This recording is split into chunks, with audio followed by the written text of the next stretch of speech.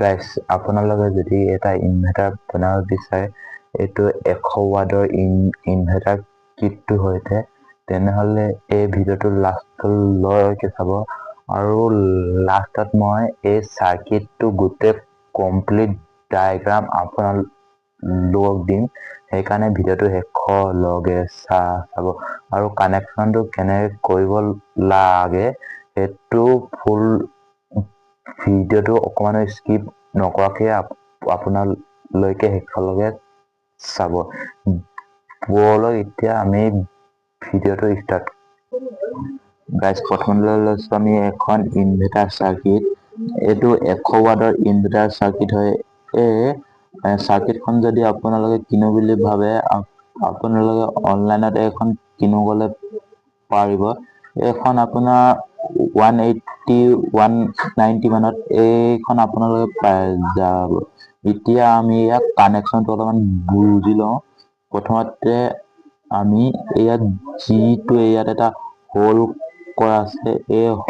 হোলটোত হ'ব আমাৰ battery negative পইণ্টটো মানে বি মাইনাস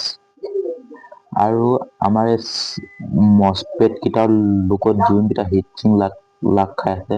হিটচিং কিটা এই দুটা পইণ্ট যোনটো ইয়াত নট দি কেনে ওলোৱা আছে এই দুটা হ'ব 12-12 আৰু এই দুটা মানে ট্ৰান্সফৰ্মাৰ 12-12 হ'ব তেতিয়া ইয়াত 0 পইণ্টটো ক'ত হ'ব আমাৰ য'ত ইয়াত এটা ডায়োড আছে ডায়োডৰ যিটো ব্লেক কালাৰৰ যিটো পাতি আছে সেই পাতিটোৰ ইয়াত য'ত সল্ডাৰিং কৰা আছে এইটো হ'ব 0 পইণ্টটো হ'ব ট্ৰান্সফৰ্মাৰ আৰু এইটো বি পজিটিভ হ'ব মানে বেটাৰী পজিটিভ হ'ব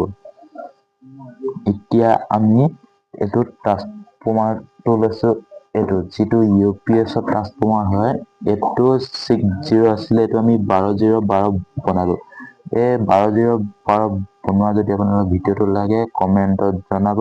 নেক্সট ভিডিওত আপোনালোকক দিবলৈ চেষ্টা কৰিম এতিয়া বলক কানেকচন কৰো